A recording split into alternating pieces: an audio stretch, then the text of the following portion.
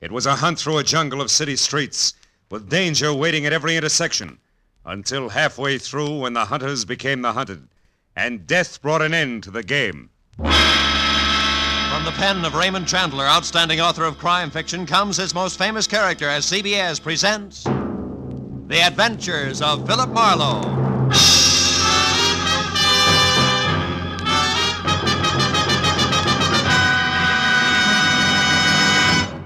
Now, with Gerald Moore, starred as Philip Marlowe, we bring you tonight's exciting story, The Grim Hunters.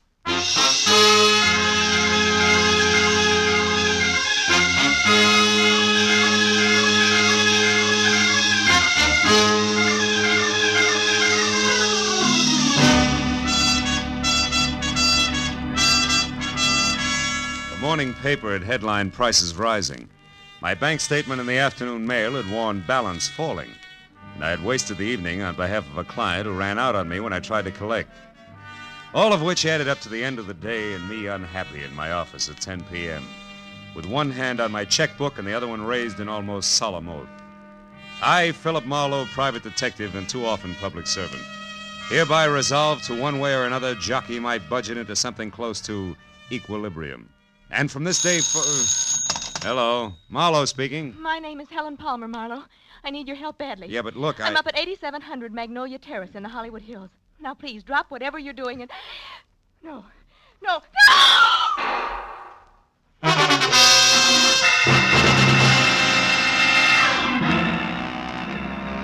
I must have let go of the phone, grabbed my hat and coat, opened and closed the office door, piled into my car outside, and raced up into the Hollywood Hills because... The next thing I remember after Helen Palmer's scream was swinging off North Bronson Drive onto Magnolia Terrace. But a minute later, when I screeched to a stop away from number 8700, scrambled out from under the wheel and started on the run for the front door, I was no longer sure of anything. Because the house in question, a stock southern mansion complete with stable boy statue in a gravel driveway, which according to the book should have been as dark and as quiet as the inside of a coffin, was anything else but. And when I got to the oversized bronze door knocker and dropped it hard, I was beginning to doubt that I had the right address. Can I be of some assistance, sir? I don't know. I'm looking for a woman named Helen Palmer who called me at my office. Said she needed help. And a second after that, she... Screamed, huh?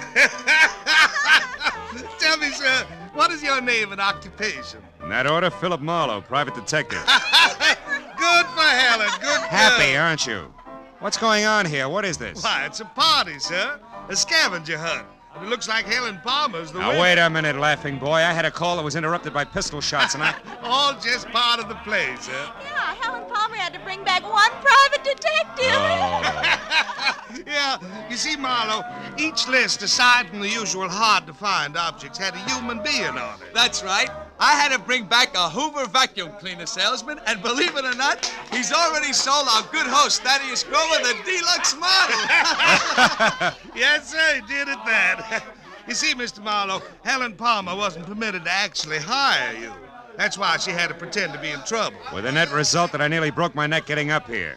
Mr. Grover, where is Miss Palmer? Well, I don't know for sure, Marlowe. She called just a bit ago and said that she only had to catch on to you and one other item and will be back after that. Which makes her the winner, Mr. Marlowe, because none of us did better than half our list. By the by, you don't happen to have the breech lock of a 57-millimeter anti-tank gun with you. At the moment, no. Nor do I have time for scavenger hunters. Not even when they most cordially invite you in with the finest serving of party-style Southern fried chicken imaginable? Come on, Mr. Marlowe. No, I'm sorry. Oh, come on. Come on. It's delicious chicken. Well, okay, the chicken did it. The inside of Thaddeus Grover's house was also stock southern mansion from a giant cut glass punch bowl. Belonged to my mother, sir, First Lady of Atlanta, Georgia, sir, to a wide and winding colonial staircase. It left you expecting the descent of Scarlett O'Hara at any moment. There was one strange note in the soft southern surroundings. Piled 3 feet high in the middle of the room were the crazy quilt results of the evening's scavenger hunt, including a wooden cigar store Indian, a pair of Hickok suspenders from the local fire chief, one red motorcycle, a stuffed owl, a set of antlers, and more. And behind all that, my counterparts, the bring-em-back-alive items from each list. A streetcar conductor in uniform, a waiter bald and under 40, a school teacher red-headed and over 50. But I was the center of attention. But Thaddeus introduced one after another of the guests to the genuine, 100% non-shrinkable private detective. And now, Mr. Marlowe, sir, a very special friend of mine. At 31, sir, the president of Sample and Claiborne, best building contractors in the city of Los Angeles. Oh, that's so very interesting, Mr. Grover. Yeah, moreover, Mr. Marlowe, Sample made it right to the top in the past 2 years. Uh-huh. Yeah, ever since old Joshua Claiborne got killed falling off a scaffold. He did. Cause between you and me and the gatepost, some folks say it was suicide. But, oh, Larry, boy, I'd like you to meet Mr. Marlowe, a private detective. Mr. Marlowe, Larry Sample. How do you do? Hello, Mr. Marlowe. Glad you're with us. Thaddeus, has Rhonda called in yet? Last time I heard from her was when we split our list in two, and she headed out after a Latin American rumba team. Well, if she went after a boy, she'll bring her back. That's Rhonda Langley we're speaking of, Mr. Marlowe, Larry's lady friend. Oh? Nicest person I know. Except, of course, my fiancée, Helen. Helen is in Palmer, my patron, Mr. Grover. Yes, sir, one and the same, sir. Well, we certainly have a lot of fun, even if we don't make much money, eh, Marlowe? Yeah, you certainly... Mr. Grover, did you say money? Most surely did, boy. You know, dollars and cents. Yes. Well, gentlemen, you'll excuse me, please, but I do have to run. Good night, Mr. Sample. Right. And Mr. Grover, sir, it's been a distinct pleasure, sir. I bid you goodbye, sir. Goodbye, sir. You're a card.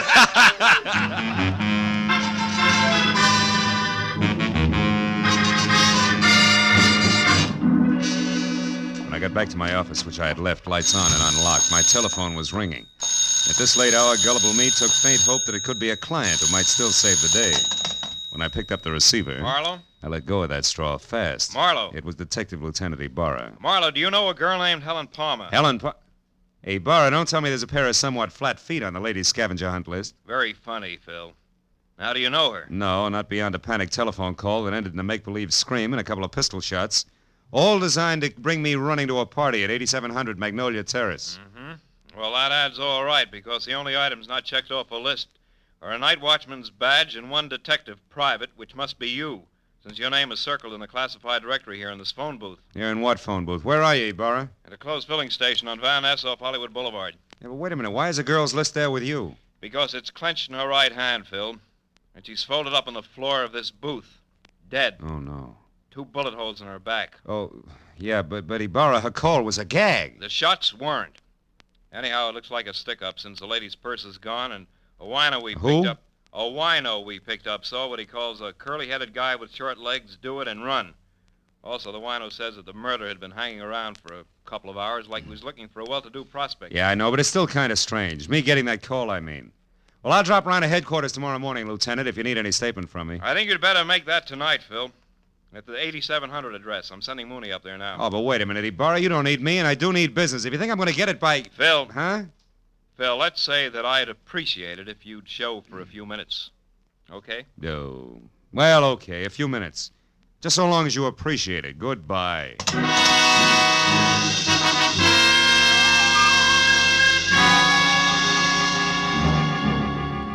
Driving back to Magnolia Terrace, I used Detective Lieutenant Ibarra as an oversized whipping boy for the day's disappointments. So when I finally braked to a stop behind a half-parked squad car, which meant that Police Officer Mooney was already on hand, I was about back to normal. But then in the next quick moment, I forgot all about Ibarra because in the shadows ahead, sneaking away from a side entrance to number 8700, and looking as guilty as Lucretia Borgia leaving a corner pharmacy, was a young lady, brunette and beautiful. She hurried directly to a gray Nash parked in the rear and, without looking back, climbed in and took off. Following her had to be more fun than conversation with Mooney.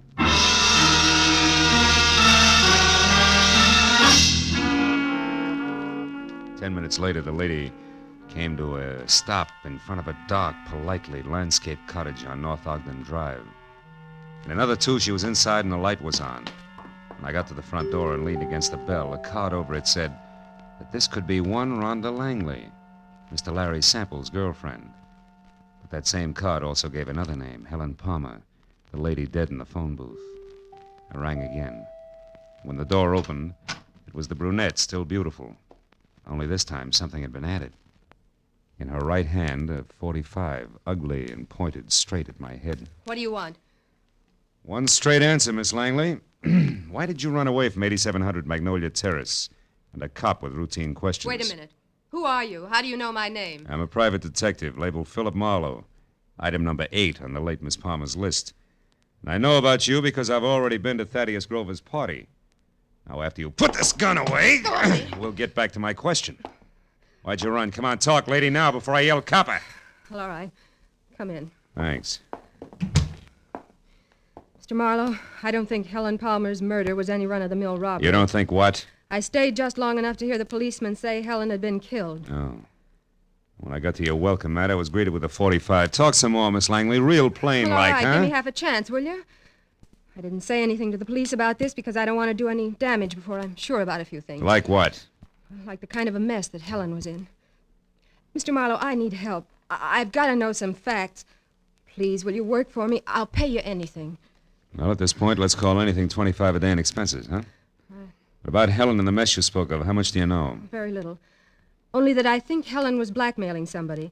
Somebody who was at the party tonight. Like Grover, your boyfriend Larry Sample? I don't know. Oh, you've got to believe me, Mr. Marlowe.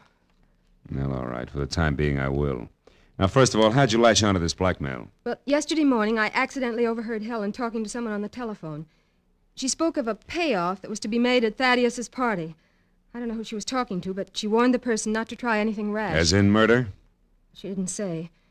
But she did say that she'd already airmailed a letter to her lawyers in San Francisco that would protect her from any harm. Then she laughed about the scheduled scavenger hunt and hung up. Mm-hmm. You said nothing to her about this, huh? Well, no, I was afraid All right, the letter to San Francisco. Did you see her mail it? Well, I mailed it myself earlier in the day, along with one of my own. Mm-hmm. I didn't think about it until after her call, when she pointedly asked me if I'd remembered to mail a letter. My letter, that is, which she knew that I'd written to an aunt I have in Passaic, New Jersey. Well? Well, that's the whole story. If you want me, I'll be over at Thaddeus's place. Thaddeus? Yes, he was in love with Helen. Yeah. Maybe she was returning that love with blackmail. What do you think, Rhonda? I don't know. The thinking is now your job, Mr. Marlowe.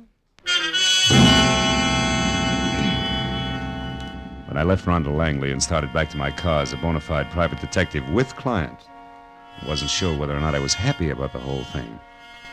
But a second later, at the sight of a man in the dark ahead, half crouched behind a tree, I quit deliberating the point and got ready for trouble because, from what I could see, the gentleman in hiding had both the curly hair and very short legs that Ibarra had mentioned as a sign of Helen Palmer's killer. I kept walking straight until I was abreast the tree, then I pivoted sharply, took one step toward him, and swung! Come on, brother. Why, you dirty... You haven't got the time. They believe me. Enough, fella. Enough. Will you leave me alone? Sure. Sure I will, after you start talking. Now, get up. Okay. Okay, don't hit me again. I'll talk. I'll tell you everything. Hey, look there. No, don't! Oh, that lousy note.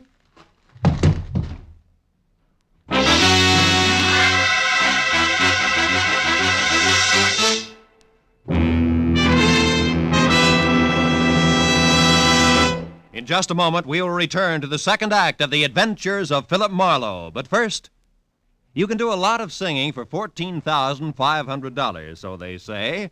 And tonight, some CBS listener may be able to speak with authority on the subject because $14,500 is what's waiting for whoever can solve the mystery behind the new Phantom Voice on CBS's great Saturday night quiz game, Sing It Again. Listeners from coast to coast will be quizzed by telephone about the new Phantom's identity. And they'll also be given a chance to win one of the other famous prizes for solving the riddle songs which feature Sing It Again's hour of Saturday night fun.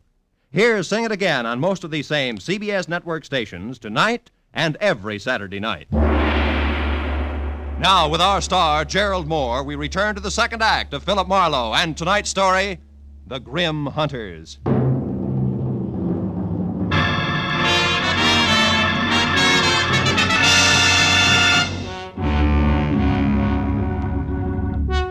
The shots crashed out of the darkness. The life ran out of the little man like air from a kid's balloon.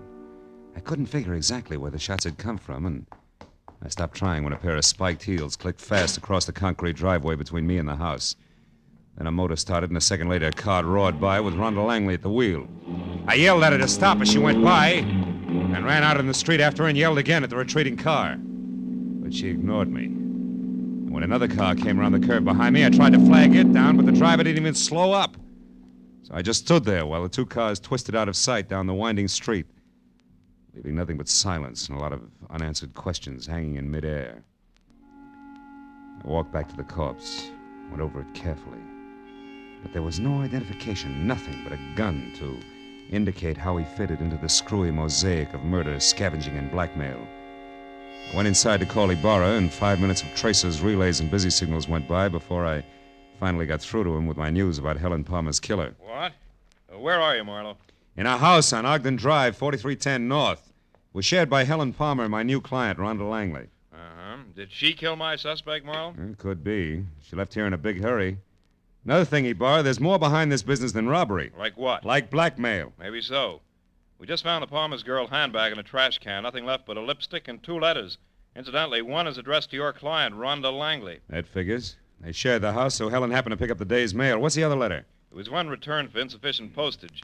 They forgot that airmail is 6 cents these days. Oh, return.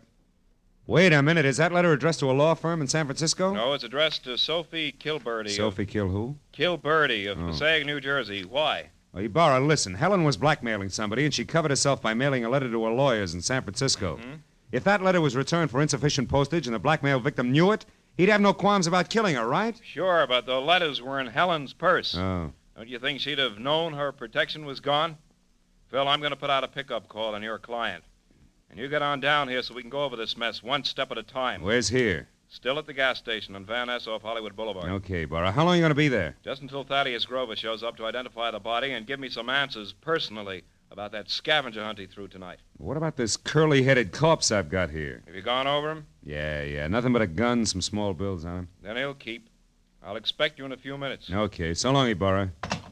When I put down the phone, I was convinced that a big switch was due any minute because finding those letters in Helen Palmer's purse made a lot of sense in one direction and not a bit in another. I could have made more heads and tails by flipping a ball bearing than I got out of the facts Ibarra had given me. Just then, the shadow of a man slid up the walk. I heard a pair of feet mount the stairs, 2 at a time. It was the Wonder Boy executive I'd met at the party. Better hold it right there, Sample. What? Marlowe. Why the gun? So the same thing won't happen to me that happened to the dead little guy outside? Another murder? Marlowe, where's Rhonda? Is she all right? She left here as fast as an 8-cylinder motor wide open could move just after it happened. Then it was Rhonda I saw. On my way over here, a speeding car almost crowded me off the road. It looked like Rhonda's, but I wasn't sure.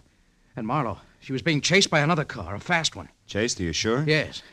The first car missed me by inches when it swung around a curve. I don't know yet how she made it. Then a second car came along and passed the curve, but it stopped, backed up, and then took the same road Rhonda had taken. You think she got away? I don't know.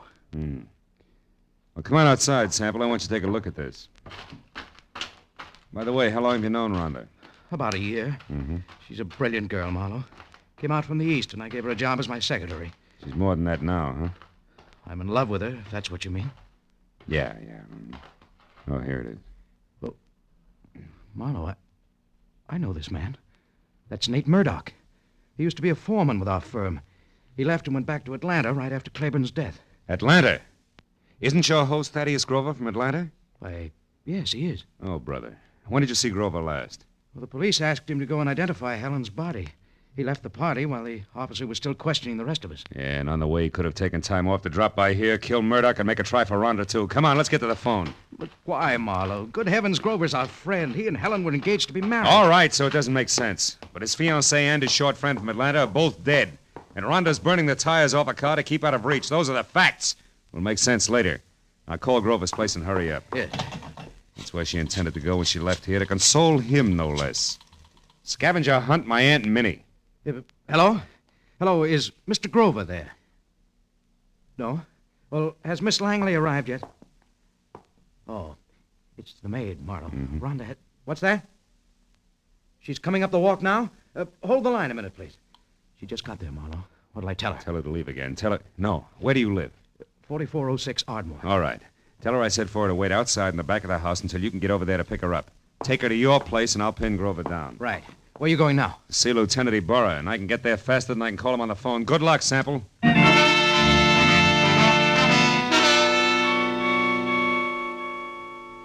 Sample was repeating my name over to Grover's maid on the phone as I left. And a few minutes later, at the mobile gas station off Hollywood Boulevard, I found Ibarra looking sardonic in the blinking light from a flying red neon horse above his head. as he flipped through a stack of papers on top of an oil drum. It's about time, Marlowe. Where's that client of yours? Now, wait a minute, Ibarra. I had her pegged all wrong. She's a pigeon. Has Thaddeus Grover been here yet? Just left. He's quite a character, that guy. You didn't let him get away alone? Yes, he was... What do you mean, get away? Ibarra, there's a big connection between Thaddeus Grover and Murdoch, the guy who killed Helen. Now, Grover might have hired him for the job, and now he's trying to get Rhonda. Now, Marlowe, how does that figure? It doesn't, but so help me, Ibarra, that's the way it is. Well, Grover was heading for his friend Larry Sample's house, and he left. Happened to know where Sample... Holy smoke, that's exactly where I told Sample to take the girl. 4406 Ardmore. Well, that's great, Marlowe. They'll all be together in one place. I'll pick up the whole crew, and right now. You're going to pick up the pieces, you mean? You think there'll be a showdown? Any minute, Ibarra, it can't miss. Okay, so we'll take some firepower along. Hey, McCall, Gray, let's go. Come on, Phil. Now, look, Ibarra, maybe Sample hasn't gotten home with Rhonda yet. I'll go up to Grover's and try to head them off, okay? Okay, Marlowe. But if you get them before I do, bring them in, and no alibis. I'll see you.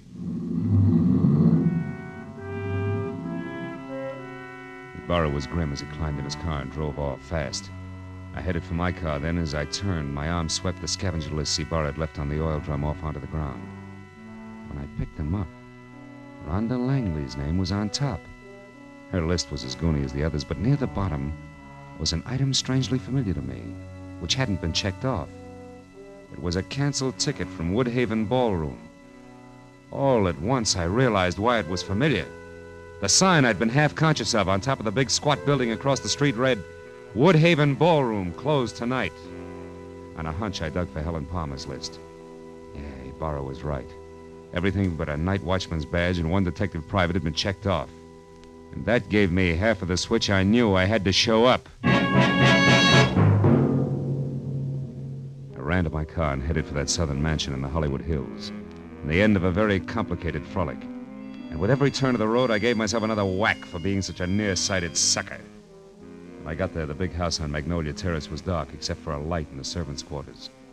I stepped down the block, walked back, and edged around to the patio where the garage, the hothouse, and the king-size barbecue loomed only as shapeless lumps of shadow. I stood still and watched. Then I saw him move, walking slowly, gun in hand along the fence toward the hothouse. I started toward him quietly, just as he found out what he was looking for. Oh, you're clever, my dear. But it's all over now. I know you're in there, so come on out with your hands up. Oh, no. You're hanging yourself for murder right now, Larry Sample. I've got all the proof I need. I don't know what good it'll do you, Rhonda. I'll never pay you a cent for it, you blackmailing tramp. I'll kill you first. And that protection letter you wrote to your lawyers was returned, darling. I found it accidentally in Helen's purse tonight at the party. So no one will know. Now come on out, or I'm going in after you. I wouldn't try that if I were you, Sample. Marlowe's due here any minute now. He called me and told me. That was I, dear. You? I used his name when I talked to the maid. Oh, I should have done this myself in the first place instead of trusting that stupid Murdoch. Are you going to come out of there? No, and I've got a gun. You can't see me, and I know it. But your white dress makes a perfect target, you little fool. Drop it, Sample. Oh. Now let's have that gun. Marlowe, I'm so glad you got here. No, he's not dead. Oh. And he won't be from bullets. Give me your gun, too, huh? Come on. All right. I was too scared to use it anyway. Thanks. Now sit down and shut up. We're going to wait for Lieutenant Ibarra, then you're both going to the pokey. What? But... Listen, you, I don't go for blackmailers, male or female. Even the cute ones are ugly, lady. Very ugly. No, Phil, wait. You've got to understand something. 2 years ago, Larry Sample killed his partner, Joshua Claiborne. I knew it, but I couldn't prove it. So I pretended I could and blackmailed him. Don't you see, if he paid off or tried to kill me, that would be proof of his guilt. And he did, Marlowe. Mm-hmm. Why should you pull a stunt like that? I'm a divorcee, Marlowe. Langley is only my married name. Okay, so what? My maiden name was Claiborne. Claiborne? I'm Josh Claiborne's daughter. Oh. And I can prove that. Is that reason enough? Well, why didn't you level with me instead of labeling Helen a blackmailer? Helen was already dead. And I needed your help desperately. I thought I had to lie to get it. Okay? Yeah. Okay, baby.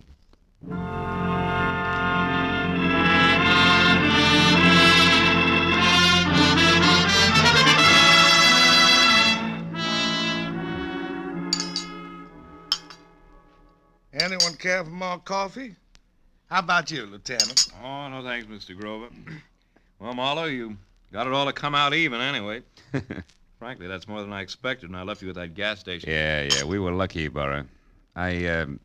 Guess I owe you an apology, Mr. Grover. Oh, shucks, that's all right, son. It was a shock to me to be accused of poor Helen's murder, but, well, it's over now. Yeah.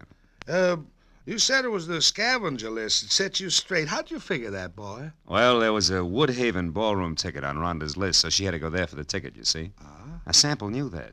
And he told his killer, Murdoch, who incidentally he hired to murder Claiborne 2 years ago, that the girl who went to the Woodhaven ballroom was his target. Uh-huh. But Helen happened to go there after the night watchman's badge. Which he could have picked up any place in town. Yeah. What a terrible coincidence for Helen. That was all that saved my life, really. That's right, honey. Murdoch made the mistake, and when he and Sample discovered it, they made another try at Rhonda's house. But I caught Murdoch there, so Sample shot him before he could talk. And when I left, he followed me in his car. I knew they were after me, and I thought for sure they'd killed you, Phil. That's why I ran. Yeah, that threw me for a loop. Then Sample came back to make sure that Murdoch was dead and sold me a great big bill of goods at the same time. Oh, it's a terrible, terrible thing. Yes, Mr. Grover, it is. Lieutenant, I want to thank you personally for your participation. Thank you very much. Well, I've got everything I need, so I'll say good night. Yeah, me too. Oh, Phil, Yeah? shall I mail you a check? Why, yes, I think... No, wait a minute. Yes? You know, honey, with your knowledge of postal rates, why don't you just deliver it in person, maybe? Huh? Love to. Count on it, Mr. Marlowe. Good night.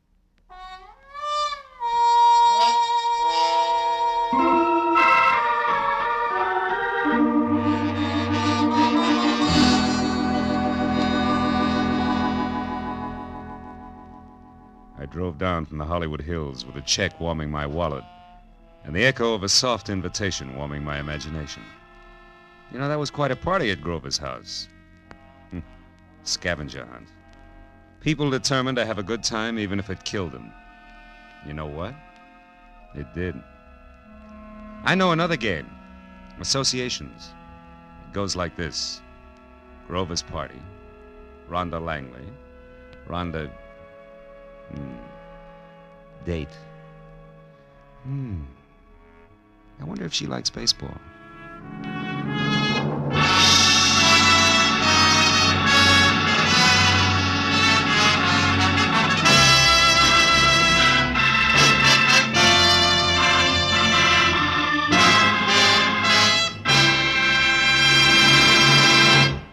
The Adventures of Philip Marlowe, created by Raymond Chandler, star Gerald Moore, and are produced and directed by Norman MacDonald. Script is by Mel Donnelly, Robert Mitchell, and Gene Levitt.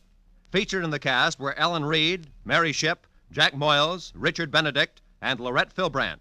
Lieutenant Detective Ibarra is played by Jeff Corey. The special music is by Richard Orant. Be sure and be with us again next week when Philip Marlowe says... They were born on the same hour on the same day of the same parents, and they were identical in beauty and talent. Only one was deadly, and the other was not. And I couldn't tell which was which until I found a green purse, a fresh corpse, and a pair of dancing hands.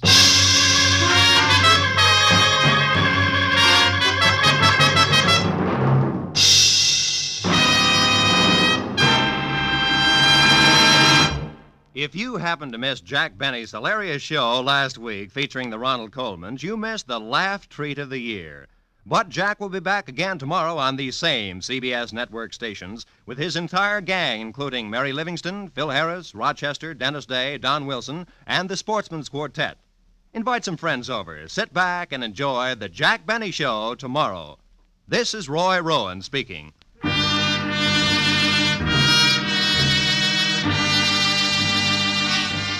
This is CBS, where 99 million people gather every week, the Columbia Broadcasting System.